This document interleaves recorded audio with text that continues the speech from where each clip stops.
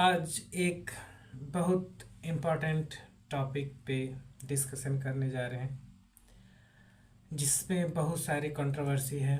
कुछ लोग नास्तिक होते हैं जो परम ब्रह्म को या कह सकते हो जिसे वो भगवान समझते हैं। एक्चुअल में परम ब्रह्म भगवान देवता अलग होते हैं, ये हम कभी और बाद में बताएंगे।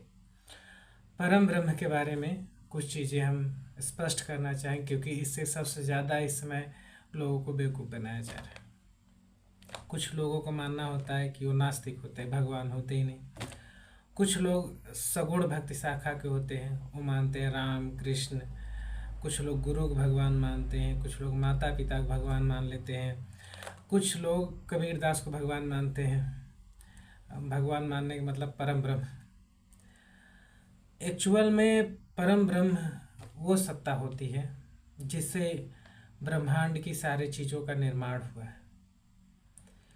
अगर हम थोड़ा साइंटिफिक लेवल से जाए, कुछ मज़ेदार चीज़ें भी हैं।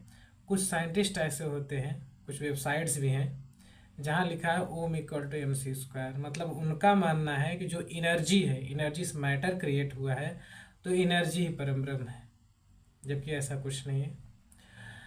एक्चुअल में जब हम थोड़ा साइंटिफिक लेवल से सोचना शुरू करते हैं, एक्चुअल में परम ब्रह्म के जानने के लिए 100% श्योर कोई रास्ता नहीं।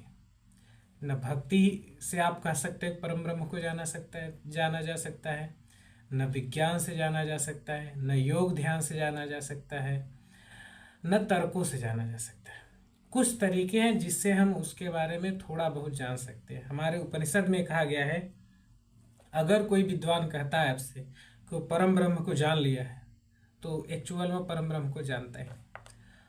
अगर कोई विद्वान कहता है कि मैं परम ब्रह्म को समझने की कोशिश कर रहा हूँ तो कुछ परम ब्रह्म को जानता है।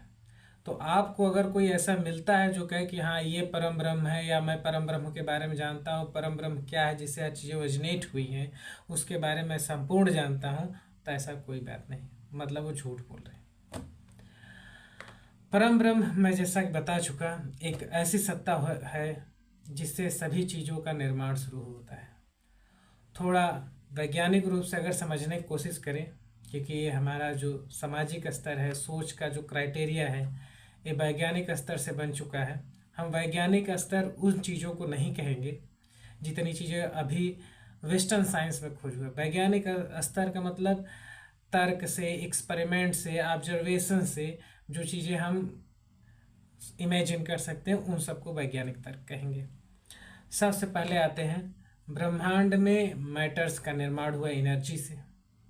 मतलब अगर हम मैटर शुरू करें तो उससे वो बनी एनर्जी से। एनर्जी किससे बना, या मैटर एनर्जी के बीच में थोड़ा सा और डिटेल में जाए तो क्वांटम पार्टिकल्स आते हैं, वो जनरेट होते हैं एनर्जी से। एक शॉर्ट वे बता रहा हूँ, ये बहुत लंबा रास्ता है। एनर्जी को कुछ लोग मानते हैं कि ये स्ट्रिंग्स के वाइब्रेशन से क्रिएट हुए। स्ट्रिंग कैसे क्रिएट हुआ, यहाँ जाते जाते साइंस का जो लिमिटेशन है, हम ज़्यादातर अभी तक मैटर के बारे में जान पाए, कुछ एरिया में क्वांटम मैटर, एनर्जी के बारे में बहुत कम समझ पाए। अब स्ट्रिंग के बारे में आते हैं, उसके पीछे जाते हैं कई चीज़ें हैं। जैसे किसी मैटर को ऑपरेट करने के लिए, जैसे हम नॉर्मल अगर एग्जांपल लें कंप्यूटर का, तो कंप्यूटर में एक सॉफ्टवेयर होता है जो उसके फंक्शन को ऑर्गेनाइज करता है। ऐसे हमारी बॉडी में या पूरे होल यूनिवर्स में जो हमारे शास्त्रों में मन कहा गया है, मन एक सॉफ्टवेयर होता है जो कम्युनिकेशन बनाता है स्ट्रिंग से मैटर को सिग्नल देने के लिए और आत्मा से सिग्नल लेने के लिए। आत्मा और मन के बीच भी कई चीज़ें होती हैं, कॉन्शियसनेस जिसे चेतना कहते हैं, ये भी एक नया आयाम है। जैसे मैटर की अगर हम बात करते हैं तो मैटर में chemistry, physics, biology, engineering, medical, बहुत सारी चीज़ें आ जाती, फिर भी मैटर्स के ज्ञान अभी अधूरे हैं। ऐसे ही सभी इनर क्वांटम मैटर्स में या क्वांटम पार्टिकल में आप कह सकते हैं। एनर्जी में भी ऐसे कई क्राइटेरिया हैं, कई प्रकार की एनर्जी, उनके रूल्स। सिंपल हम एनर्जी के टाइप पढ़ लेते हैं, फार्मूले पढ़ लेते हैं। जैसे मैटर्स में कब क्या किया जा सकता है, कैसे एनर्जी को यूज किया जा सकता है, ये सब चीज़ें भी एनर्जी में बहुत कुछ जानना बाकी है। ऐसे स्ट्रिंग के बारे में ऐसे ही तब आता है हमारा मन, जिसको साइंटिफिक नेम अगर कुछ बाद में डिस्कवरी करके दे तो बाद की बात है, हम अपने हिसाब से मांग चलते हैं कि ये मन है। इसके बाद आता है कॉन्शियसनेस। चेतना क्या है? चेतना स्तर के हिसाब से हमारा जो कह सकते हैं बॉडी का सॉफ्टवेयर है, यूनिवर्स का सॉफ्टवेयर, वो काम करता है, जिसको हम कॉन्शियसनेस बोलते हैं। कुछ साइंटिस्ट कॉन्शियसनेस को ही परम ब्रह्म मानते हैं, ऐसा भी नहीं। उससे आगे चलते हैं तो आता है आध्यात्मिक आध्यात्मिक क्षेत्र, उसके ज्ञान। इसके बाद आत्मा के ज्ञान। आत्मा से कई स्टेज आगे जाते रहेंगे, ये एक अनंत की खोज है। अगर कुछ लोग सीधा आत्मा से कहते हैं परमात्मा से आत्मा बनी, ये एक 60 तरीका है। इसके बारे में जितना हम खोज करते रहेंगे, ध्यान से, चिंतन से, कुछ बुक के रिसर्च से, ये चीज़ें बढ़ती जाती हैं। तो अब यहाँ एक बात आती है कि अगर परम ब्रह्म, तो परम ब्रह्म क्या है? हकीकत में परम ब्रह्म को अगर कोई रियलाइज भी कर लेगा तो आपको बता नहीं सकता। आपको रियलाइज करवा सकता है, आप उससे डिसाइड कर सकते हैं। जैसे एक एग्जांपल लिया जाए, कोई भी चीज़ जो यूनिवर्स के बाहर की चीज़ है, एक सिंपल एग्जांपल बताते हैं। उसको अगर सपोज आप देख भी लिए तो क्या बताएंगे कि इसके जैसा है या क्या है, जो जिन चीज़ों के बारे में आप जानते ही नहीं। तो परम ब्रह्म को जानना काफ़ी कठिन हो गया। इसके लिए हमारे जो ऋषि थे, जिसे हम एशियंट रिसर्चर कह सकते हैं, उन्होंने एक सरल तरीका बनाया कि जिसे हम अवतारवाद कहते हैं। कुछ लोग इसके विरोध में होते हैं, अपने अपने चेतना का स्तर है, कौन कहाँ जाके परम ब्रह्म स्वीकार करता है। कुछ लोग मान ही लेते हैं कि परम ब्रह्म होता है, नहीं। कुछ लोग निराकार परम ब्रह्म कहते हैं, कुछ लोग कहते हैं परम प्रकाश रूप भगवान है। जब प्रकाश है तो मैटर के गुण है, और प्रकाश किससे क्रिएट होगा? किसी चीज़ से क्रिएट ही होगा, तो उसमें भी हम परम ब्रह्म नहीं कर सकते। परम ब्रह्म को जब समझने में प्रॉब्लम आने लगी, तो एक मैं एग्जांपल देता हूँ, केमिस्ट्री की बहुत फेमस एग्जांपल है, बेंजीन का स्ट्रक्चर। जब हम बात करते हैं बेंजीन के स्ट्रक्चर की, तो साइंटिस्ट लोग भी मानते हैं कि बेंजीन का कोई फिक्स स्ट्रक्चर नहीं है, इसके रेजोनेटिंग स्ट्रक्चर होते हैं। हाँ, रेजोनेटिंग स्ट्रक्चर, सभी रेजोनेटिंग स्ट्रक्चर के हेल्प से हम उसके गुण को समझ पाते हैं। वैसे सेम कंसेप्ट आता है हमारा बहुईश्वरवाद में।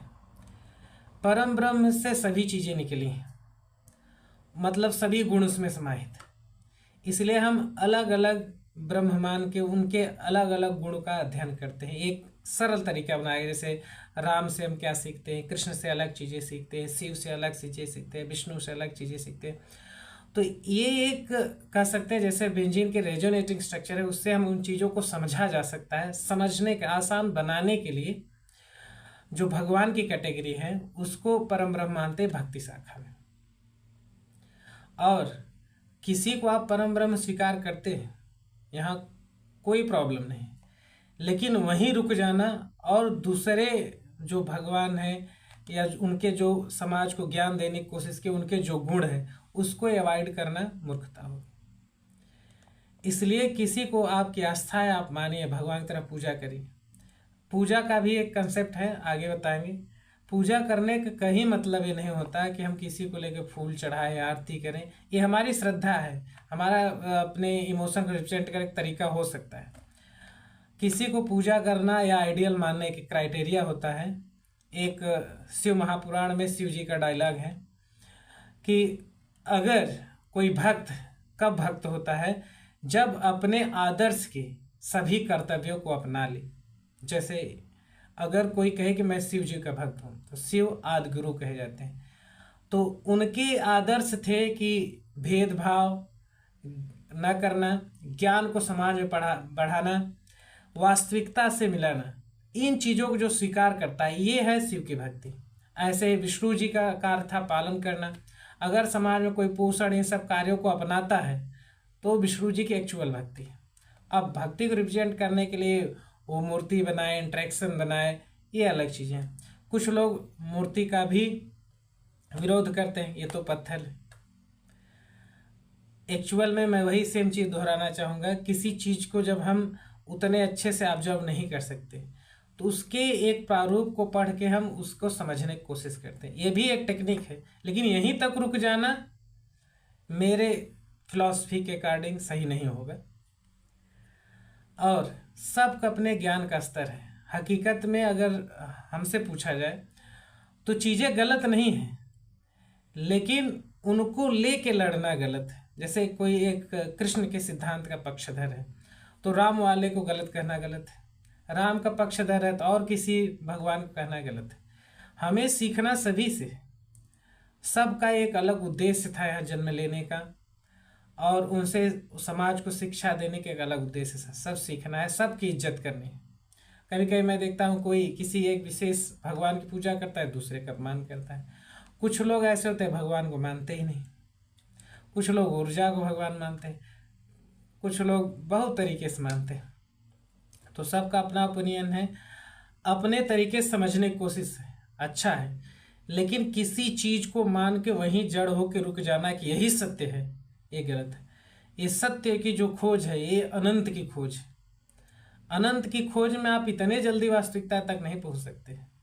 इसमें आपका भक्ति सहायक हो सकता है, सिद्धांत सहायक हो सकते हैं, ध्यान योग सहायक हो सकता है।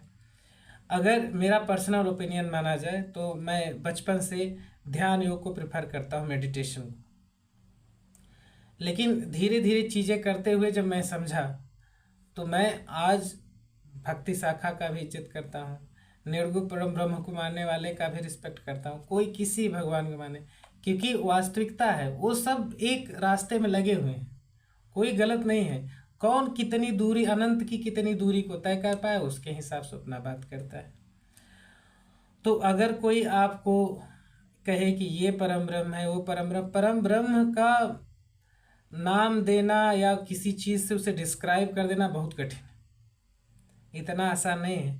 हाँ, आप उसे रियलाइज कर सकते हो, उसके पीछे बहुत समय देना पड़ेगा, बहुत अभ्यास करने पड़ेंगे, बहुत तर्कों से गुजरना पड़ेगा, ध्यान से गुजरना पड़ेगा, भक्ति से गुजरना पड़ेगा।